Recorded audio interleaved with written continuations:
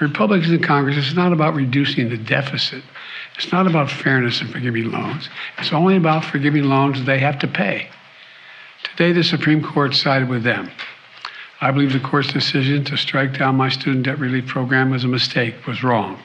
People think that the President of the United States, is this more on the subject than you ever want to know? Well, you'll let me know. People think that the President of the United States has the power for debt forgiveness. He does not. He can postpone, he can delay, but he does not have that power. That has to be an act of Congress. Real hope. Thank you. Mr. President, will you cancel student debt? Your authority. Did you overstep your authority? I think the court misinterpreted the Constitution. Mr. President, why did you give millions of borrowers false hope? You've doubted your own authority here in the past. I didn't give any false hope. The question was whether or not I would do even more than was requested. What I did, I thought was appropriate and was able to be done and would get done. I didn't give borrowers false hope, but the Republicans snatched away the hope that they were given, and it's real. Isn't the comparison between student loans and the Paycheck Protection Program a little bit strained, given that some of those federal student loans were given with the expectation that they would be paid back, and then the Paycheck Protection Program loans were given to employers with the expectation that those loans would be forgiven if they kept folks on payroll during a pandemic?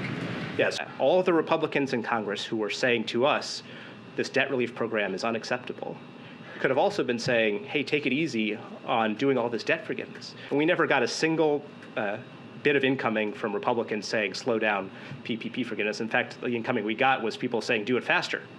Make it easier for people to qualify for forgiveness. So yeah, we think that there's a real tension between that and the idea that if we're going to try and give $10,000 to a nurse or a firefighter, that somehow is unacceptable. Yeah. What's your second question? The president has blamed Republicans for doing everything in their power to block the student loan forgiveness program, but this was ultimately the Supreme Court's decision. Why the blame on Republicans? Well, the Republicans, during the budget negotiations, as you all know, they tried to take away, that was something that they wanted to put on the chopping blocks, was the student debt relief. They were very clear about that.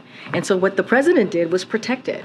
And that was something that he fought just a couple months ago. And he's been fighting for this since he announced the student debt relief plan. So, you know, that's just the fact. That's what we had to fight for. Now, we do think the Supreme Court got it wrong, and it is unfortunate, which is why we came up with a plan B, and we're going to execute on that plan. Thank you. The lawyers that you're saying believe that this path is sound, you know, this path could face the same court, right, the previous plan. So given that the lawyers got the outcome wrong the last time with the court that we have, how is this going to impact, you know, Bidenomics and the central piece of the 2024 campaign, which has hinged on this forgiveness plan and people believing that it's possible? Yeah.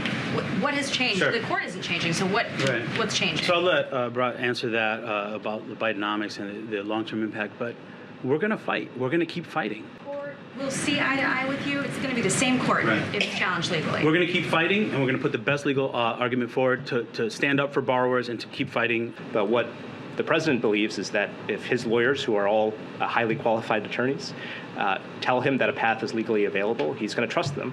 Biden, the Congressional Black Caucus said the Supreme Court has thrown into question its own legitimacy. Is this a rogue court?